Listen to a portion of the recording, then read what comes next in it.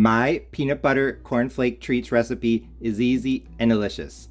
If you like the chewiness of marshmallows, the crunchiness of cereal, and the creaminess of peanut butter, these treats are sure to be a favorite. Let's go over the ingredients. You will need 6 cups of cornflake cereal, 240 grams, 16 ounces of marshmallows, 457 grams. I'm using mini marshmallows because I think they melt a bit faster, but you can use large ones if you want. 1 cup of peanut butter, as I measured 256 grams. I am using creamy, but you can use crunchy. 1 stick of butter, 113 grams. I'm using unsalted butter, so I'm also going to add 1/8 of a teaspoon of salt. You could add 1 teaspoon of vanilla if you want, but I personally don't think it's necessary. Off to the side, I have a buttered 8x8 casserole dish, and I also have a can of cooking spray. You'll see why in a minute. Like I said, this recipe is really quick and easy. All we have to do is melt the butter, add the marshmallows and the peanut butter, the salt, and then work in the cornflakes. Once everything is combined, I'll just pour it into the 8x8 casserole dish and let it harden. So I'm going to melt the stick of butter, and then I will bring you back. I just finished melting the butter over medium heat, so now I am going to add the marshmallows. I am going to add the marshmallows a little bit at a time, because I don't want to overflow this pot. Honestly, I think that this pot might be a little small, but that's okay. If you watch my channel, you know I have a tendency to use small pots. So it's a little bit at a time. Work in the marshmallows. And actually, as I'm melting the marshmallows, I'm going to start adding the peanut butter. Like I said, 1 cup of creamy peanut butter. I sprayed the bowl with some nonstick spray to make it a little bit easier to get out. You might want to spray the spoon as well. You can use any type of peanut butter that you want.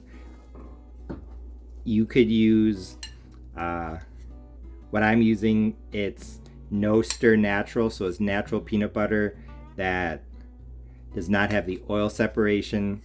As long as you don't use natural peanut butter that has the oil separation, you should be fine. Like I said, whether you want creamy or crunchy is up to you. All of the peanut butter is in the pot and melted, so I'm going to add in the last bit of marshmallows as well as my salt. Like I said, 1/8 of a teaspoon. Now my marshmallows are almost totally melted. As you can see, it only took a few minutes. Just keep stirring, and like I said, add your marshmallows and peanut butter in smaller amounts so that you don't overwhelm the pot. Now I'm going to add my cereal. I'm going to turn down the heat to low now. I'm going to start adding in the cereal a little bit at a time.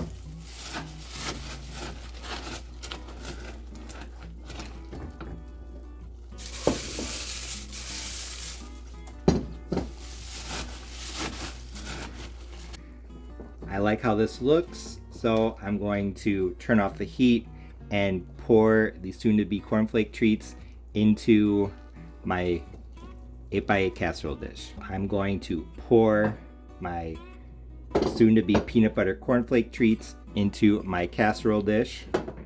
I turned off the heat over here so you can see.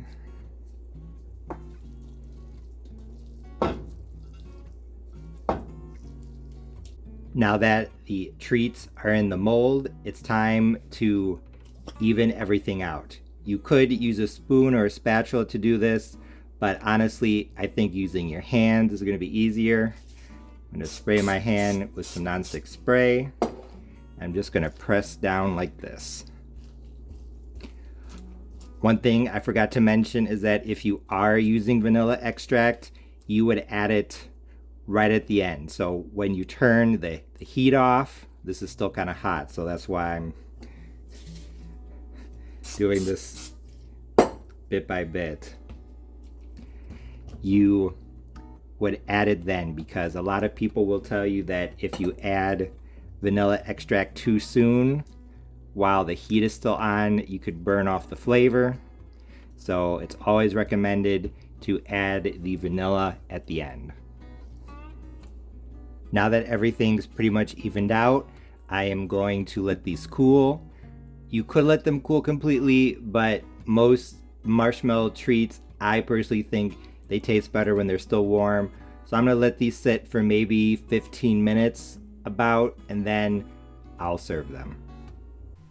As you can see, these treats look very similar to Rice Krispie treats, but with more texture. Like I said, you can definitely wait for them to cool down completely before serving, but I prefer them to be slightly warm, so after letting them sit for about 10 to 15 minutes, I went ahead and I gave them a try. And when I cut the first slice and took the first bite, I knew that my Cornflakes peanut butter marshmallows treat recipe was a big success because it was absolutely delicious. First, let's talk about the flavor. It was buttery and marshmallowy with a background nuttiness and corn flavor as well, exactly what you would expect. I looked at similar recipes online, and I think that my version has more butter and more marshmallows than the others, and honestly, that definitely was not a mistake because these were super flavorful and super good. Although these treats were definitely very similar to Rice Krispies peanut butter treats, I think that what made them different was the extra crunchiness and the corn flavor in the background. That's not necessarily a bad thing. I liked it, but if you prefer a more neutral flavor, I think with the Rice Krispie treats, the peanut butter and the marshmallows stand out a bit more because the Rice Krispies themselves, that puffed rice, is more of a neutral flavor.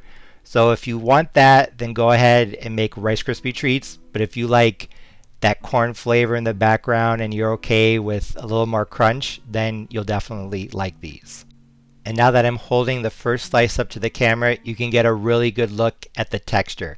These were very dense, but also very crunchy, but also you can see the strands of melted marshmallows and the melted peanut butter between the cornflakes. So these treats definitely had a good texture contrast.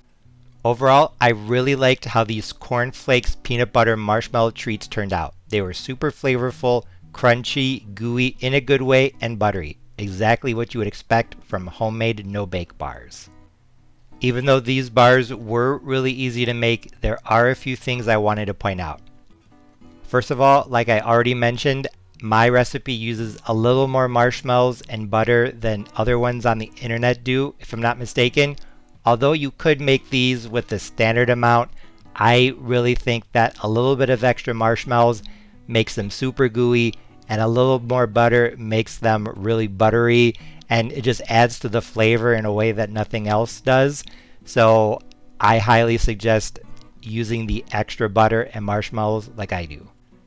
Also, I used miniature marshmallows because I feel like they melt better. You probably could use larger marshmallows if that's all you have. They might not melt as easily, but even though I've never made no-bake cookies or bars with the larger ones, I think you would probably be okay. And also, like I already said, these didn't have as much of a neutral flavor like the Rice Krispie treats do. There's definitely a corniness in the background. That's not necessarily a bad thing, but if you do not like cornflakes in general, then I would definitely recommend the Rice Krispie version. Also, if you're looking for a way to switch up this recipe, I think you could probably add chocolate chips or something like that, or maybe even peanut butter chips or caramel bits. So if anyone experiments with any mix-ins to this recipe, please let me know what you think. But if you want those mix-ins to not blend into everything and you want them to be visibly identifiable, I would wait until the end, until after you turn off the heat. when you add the optional teaspoon of vanilla, go ahead and add those chips if you want them to be visible. So in short, these no-bake cornflakes, peanut butter, marshmallow treats were great. They tasted amazing, they had a nice texture, and they came together in just a few minutes. They would be great as an after-school snack or an after-work treat. I made these no-bake bars for a group of people, and everyone who tried them loved them. So if you make this recipe, I know you'll like it. As always, thanks for watching. See you next time.